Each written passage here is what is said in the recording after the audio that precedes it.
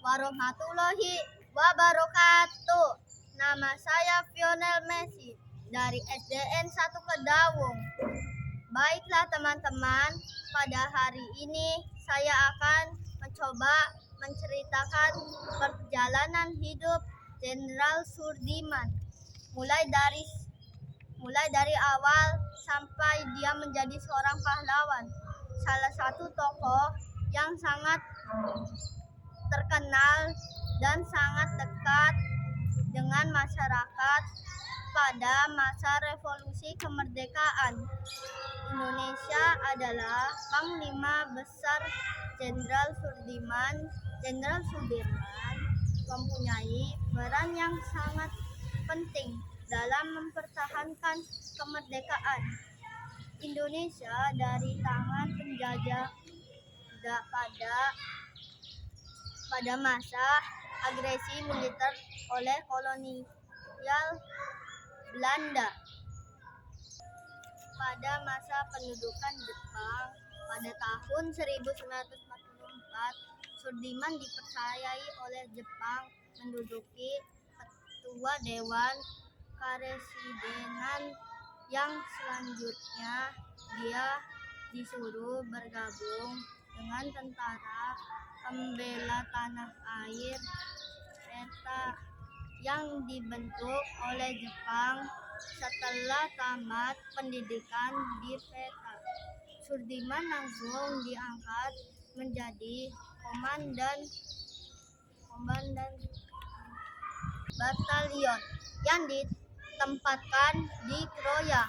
Sesudah Tentara Keamanan Rakyat TKR, dia terbentuk. Dia diangkat menjadi panglima di divisi 5 Banyumas, dan selanjutnya dia terpilih hingga diangkat menjadi Panglima Perang Republik Indonesia, Panglima TNI. Pada saat Jepang dibom oleh Sekutu, maka berakhirlah penduduk Jepang di Indonesia. Indonesia mengumumkan kemerdekaan pada tanggal 17 Agustus 1945.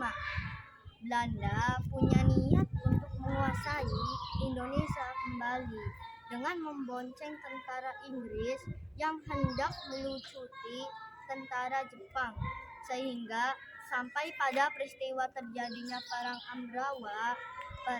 di Ambrawa terjadi pada tanggal 20 November sampai 15 Desember, yang mana Letkol Sudirman yang dipercayai memimpin pasukan menggantikan Letkol Isdiman yang gugur dalam pertempuran. Akhirnya bisa mengalahkan dan memukul mundur pasukan Belanda. Belanda melancarkan serangan yang kedua kalinya, yaitu di kota Yogyakarta, yang mana Yogyakarta pada waktu itu adalah sebagai ibu kota negara Republik Indonesia. Penyerangan oleh Belanda ini dikenal dengan sebutan agresi militer Belanda II, yang terjadi pada 19 sampai 20 Desember 1948. Peristiwa ini Jenderal Sudirman memimpin pasukan untuk melawan Belanda dalam keadaan sigit dan ditandu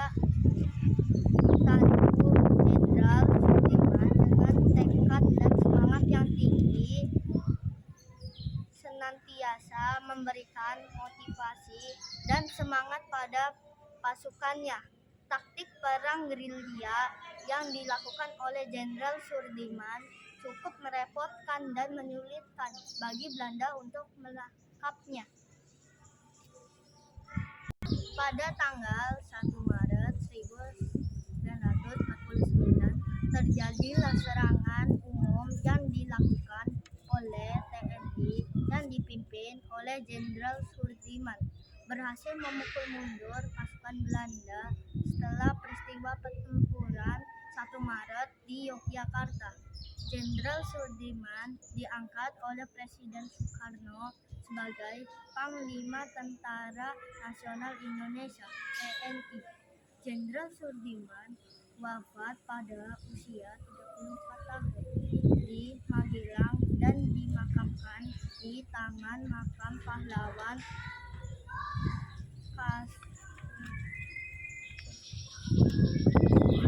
Kusuma Negara, Yogyakarta.